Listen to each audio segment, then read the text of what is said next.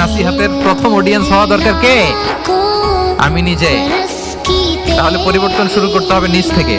ওর এই সমস্যা, ওর এই সমস্যা, ওর এটা। আরে মিয়া, তোমার কি সমস্যা ওটা বলো।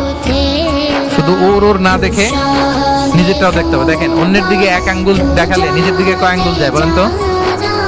এই যে নিজের দিকে কিন্তু তিনটা। আমি যদি এরকম করি, আমার দিকে আসে তিনটা। এজন্য নিজ থেকে, নিজের ফ্যামিলি থেকে আমরা সংস্কার শুরু করব। কি বলেন?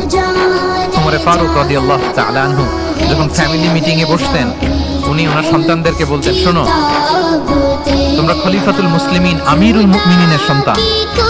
তোমাদের কোনো বাজে কাজ যদি সমাজে আসে, তোমাদের কোনো অন্যায় যদি আমার কানে আসে, অন্যের জন্য যা শাস্তি তোমাদের জন্য হবে ডবল শাস্তি।